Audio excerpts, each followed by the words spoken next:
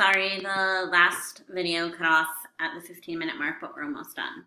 So in the first video where it was repeated reading, the teacher was really making a point of just counting errors, but not really explaining what those errors actually were, how to say the word correctly, how the student could improve. He was letting the student kind of figure that out for himself. An error correction, and you can see it in the video here, you are looking at the mispronunciation, the hesitation, omission, substitution, insertion. You're tracking it as the student reads, and then after the minute's up, you really take the time to go over it with them so that their reading improves. Naturally, this is more time-consuming than repeated reading because it's a longer, more drawn-out conferencing time. However, it shows even more growth than repeated reading alone. This is great for one-to-one intervention, small group intervention, and you can differentiate based on the student's needs for that. You can also differentiate by looking at the text level, complexity, and genre. And then I think the biggest area of differentiation would be the area of focus.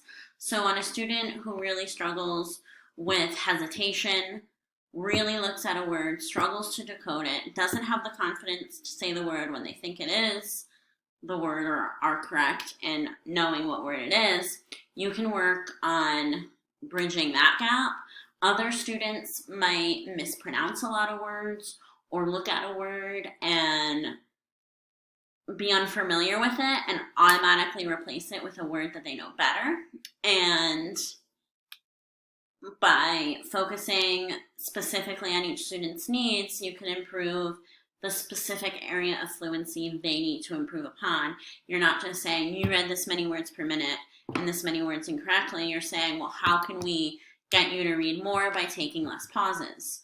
Or by not going back and rereading a word 2 or 3 times. This gives students the opportunity to read aloud in small groups or one-to-one. And then in my class, again, I see that really taking the place of SSR for a lot of students. We do SSR 2 or 3 times a week, usually for about 20 minutes. And I notice a lot of students really just sit there not reading, especially the lower level readers.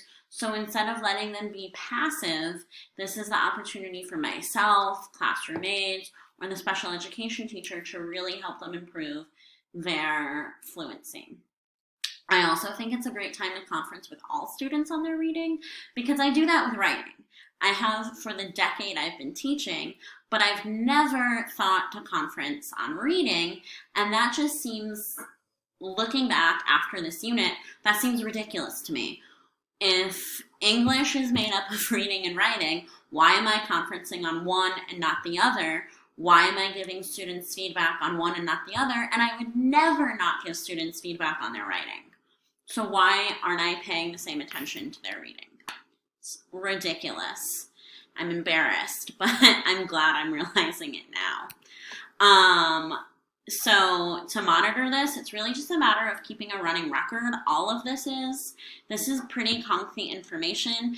It's nothing too subjective. It's all pretty much cut and dry, like how many words per minute, how many errors, how many omissions, substitutions, things like that.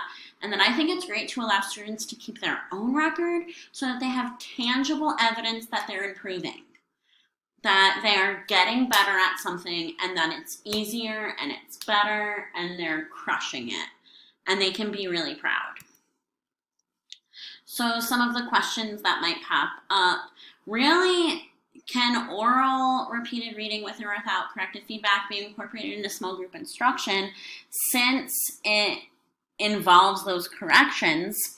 And I think the answer is yes, as long as the students are roughly at the same level of reading, because then hearing another student's corrections, seeing and learning from their mistakes is just extremely beneficial. It not only shows students that other people are making these mistakes, other people are struggling, you don't need to be embarrassed, but it also gives them the opportunity to say, oh, he pronounced the word this way. I would have done something similar. Here is the correct way to pronounce it. So I think that especially if you have like 2 or 3 students who are just really at that same level, working together is a great blend of the peer tutoring and the repeated reading with corrections. And then it's important to remember that oral repeated reading with or without corrective feedback is a simple strategy. It doesn't require a lot of professional development. It doesn't require any kind of special tools or technology. So it can be implemented anywhere by classroom teachers, aides, parents, and it'll make huge strides in a student's reading fluency. When I was looking on YouTube for different videos, I saw a bunch of students in classrooms in like India who had no supplies, looked like they were sitting on the floor a lot, and they were able to do a lot of these strategies. If educators are able to form a basis for understanding how to implement these strategies to potentially reduce the difficulty middle school students experience in accessing text reading scores among students can greatly improve. Then this will have lasting impacts on students. Frustration, confusion, and embarrassment surrounding reading will all potentially lessen, and a student's likelihood of graduating by 19 will increase. So there's really no reason to not implement these strategies across all grade levels by just changing the text complexity and having students become fluent, capable readers. And then a quote I will leave you with is, several studies have confirmed that multiple strategies, text exposure, and opportunities to practice the reading of the same text are critical contributing factors to students' overall reading and academic achievement. So these 3 strategies are not meant to be used individually. They're all very similar because they're meant to be blended together. They're meant to be used together.